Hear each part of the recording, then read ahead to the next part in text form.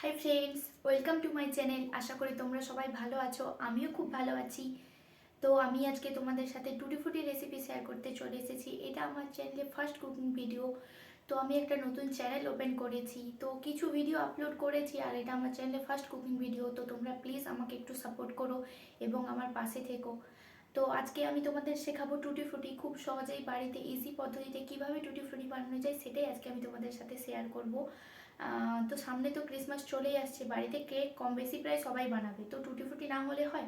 কেকেরও video আসতে চলেছে, যদি তোমরা মিস করতে না চাও তো প্লিজ আমার চ্যানেলটা সাবস্ক্রাইব করে নোটিফিকেশান অন করে রেখো। তো চলো তোমাদের সাথে শেয়ার করি আজকে টুটি ফুটিটা আমি কিভাবে বানিয়ে খুব সহজে ইজি পদ্ধতিতে। তো তোমাদেরকে তো বলেই দিলাম যে আমি আজকে টুটি ফুটি বানাবো খুব সহজে এবং ইজি পদ্ধতিতে। তো টুটি ফুটি বানানোর জন্য কী কী লাগছে তোমরা দেখে নাও। এখানে রয়েছে পেঁপে, আমি 3টে পেঁপে ছোট ছোট করে কুচি কুচি করে কেটে রেখেছি টুটি ফুটির সাইজে। আর লাগছে ফুড কালার, তো আমার কাছে 3 রকমের ফুড কালার রয়েছে, এটা লাল, এটা হলুদ, এটা অরেঞ্জ। সবুজ কালারটা পাইনি, সবুজটা হলেও খুব ভালো হতো। আর লাগছে চিনি পরিমাণ মতো, আর ভ্যানিলা এসেন্স, আর লাগছে লেবু। তো তোমাদের কাছে ভিনিগার থাকলেও দিতে পারো, আর এই ছুরিটা রেখেছি লেবুটা কাটার জন্যে। তো চলো তোমাদের সাথে শেয়ার করি কিভাবে বানাই। তো টুটি ফুটি বানানো আমি শুরু করে দিয়েছি। টুটি ফুটি বানানোর জন্য ফার্স্ট স্টেপে যেটা করতে হবে, পেঁপেটাকে সেদ্ধ করে নিতে হবে। তো আমি গ্যাসটা জ্বালিয়ে কড়াইটা বসিয়ে দিয়েছি, এবার পেঁপেটা সেদ্ধ করে নেব। তোমরা হয়তো ভাবছো যে আমি ক্যামেরার সামনে কেন আসছি না, তো আমার ট্রাইপডটা এতটাই ছোট যে কিছুতেই অ্যাডজাস্ট হচ্ছে না, এই জন্যে। তো এবার আমি পেঁপেটা দিয়ে দেবো, জল দিয়ে দিয়েছি, এবার পেঁপেটা দিয়ে দেবো।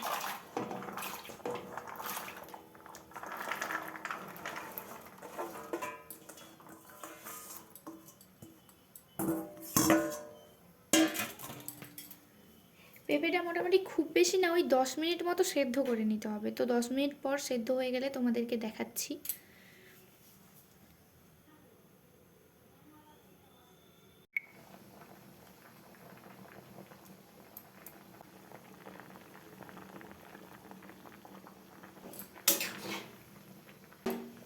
দশ 12 মিনিট পর আমার পেঁপেটা সেদ্ধ হয়ে গেছে, তো আমি ওইটাই চেক করছিলাম। তো পেঁপেটা খুব বেশি না, ওই মোটামুটি 40% কি 50%, ওই 40% মতো সেদ্ধ করতে হবে। তো এবার আমি এটা ছেঁকে নেব। তো দেখো,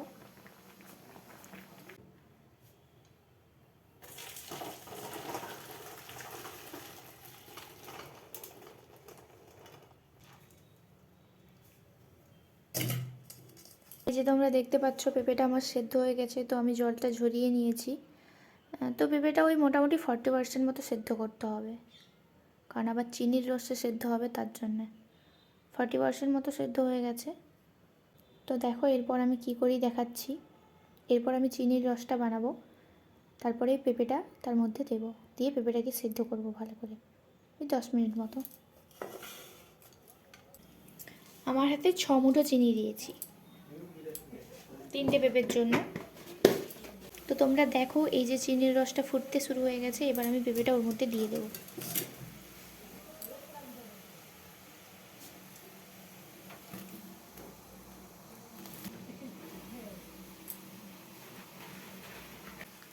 এবার এই চিনির রসের সাথে পেঁপেটা 10 মিনিট মতো সেদ্ধ হবে।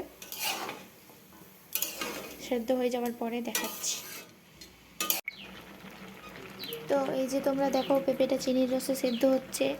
ফুটি যাতে বেশি দিন সংরক্ষণ করা যায়, তার জন্য আমার কাছে একটা টিপস রয়েছে, তো সেটা আমি ভিডিওর শেষে দেখাবো। তো তোমরা যদি দেখতে চাও, মিস না করতে চাও, তো ভিডিওটা কন্টিনিউ দেখতে থাকো। আমি যেভাবে সংরক্ষণ করে থাকি টুটি। এই যে পেঁপেটা সেদ্ধ হয়ে গেছে, গ্যাস থেকে নামিয়ে নিয়েছি। এবার এর মধ্যে মেশাবো লেবুর রস,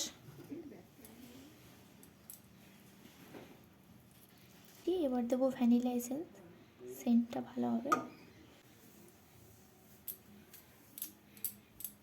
তো একদম পেঁপেটা শুকনো শুকনো করার দরকার নেই, একটু রস রস মতো থাকবে। এবার মেশাবো কালার। তো আমি 3টে বাটি নিয়ে নিয়েছি, তোমাদেরকে কালারটা মিশিয়ে দেখাচ্ছি। 3টে বাটিতে একটু করে নিয়ে নেব, করে দিতে হবে। ফার্স্টে দিচ্ছি রেড কালার,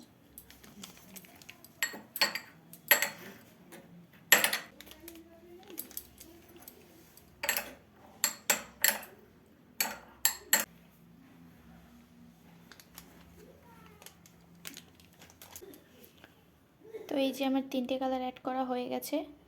এবার এরমভাবে 7-8 ঘন্টা রেখে দিতে হবে, তারপর দেখাচ্ছি। 7-8 ঘন্টা পর 3টে থালাতে 3টে পেপার কাগজ বিছিয়ে তার উপর টুটি ফ্রুটিগুলোকে দিয়ে দিতে হবে। তোমাদের যদি কিচেন টিস্যু থেকে থাকে তো কিচেন টিস্যুর মধ্যেও দিতে পারো। তো এরকমভাবে রেখে দিতে হবে 7-8 ঘন্টা মতো। তো 7-8 ঘন্টা পর পেপার কাগজগুলো তুলে দিলেই টুটি ফ্রুটিগুলো রেডি হয়ে যাবে। টুটি ফ্রুটির মধ্যে যে এক্সট্রা ওয়াটারগুলো ছিল তো সেগুলো পেপার কাগজ সোক করে নিয়েছে। এরপর যে সিক্রেট টিপসটা তোমাদেরকে দেবো বলছিলাম সেটা দেবে।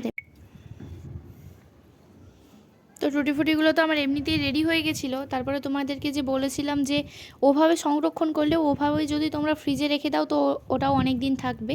আর আরেকটু যদি বেশি দিন সংরক্ষণ করতে চাও তো তোমরা এরকমভাবে রোদে দিতে পারো। আমি এরকমভাবেই করে থাকি।